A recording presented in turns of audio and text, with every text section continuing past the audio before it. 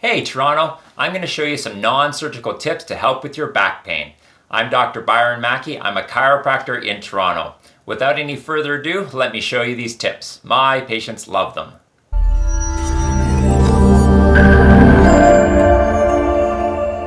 So Toronto is filled with people who sit at a desk all day.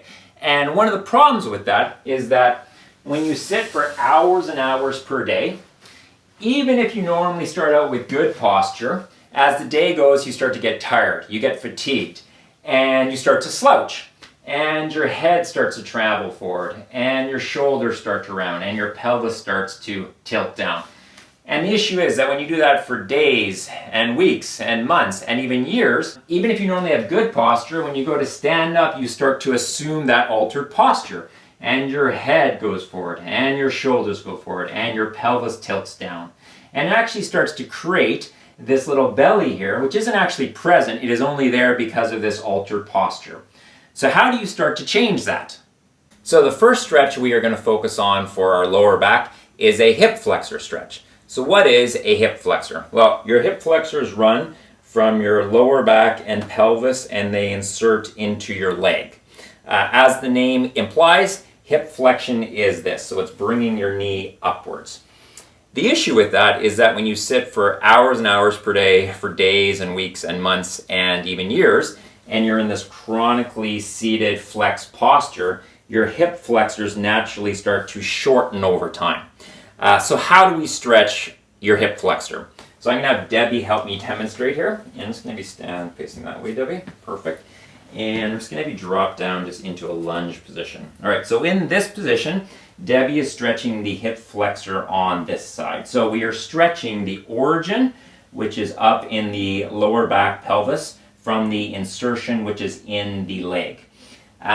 Couple things to focus on here. One is that balance is not always easy, so just to stabilize yourself either on a table or chair.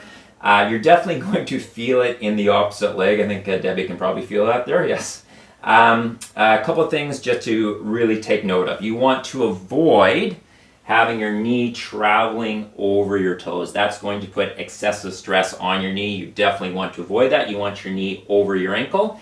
The other thing is that I want you to hold this stretch for 20-30 seconds. Sometimes people get tired doing this and they start to kind of bend down.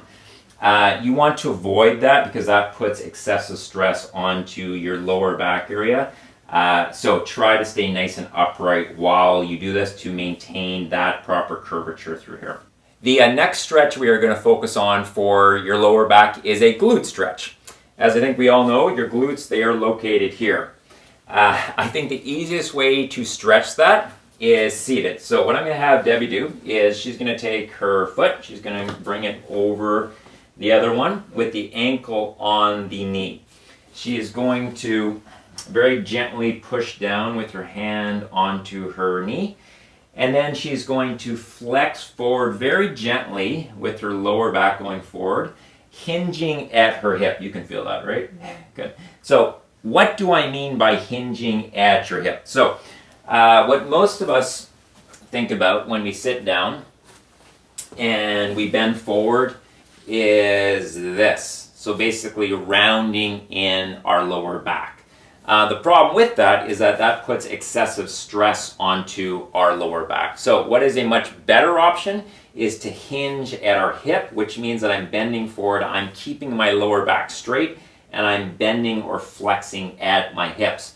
What that looks like standing is I want to be like this as opposed to bending forward here and flexing my lower back, placing excessive stress on it, which over time will cause damage. Instead, I'm focusing on keeping my lower back straight and hinging at my hips like this. All right.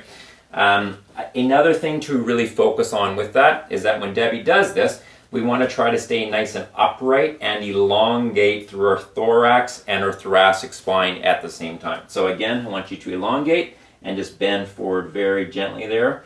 And you really want to barely be able to feel the stretch in your lower back. You really want to feel it in your glutes. You can feel that? Yep. Okay, good. And then you're going to hold this for 20 to 30 seconds.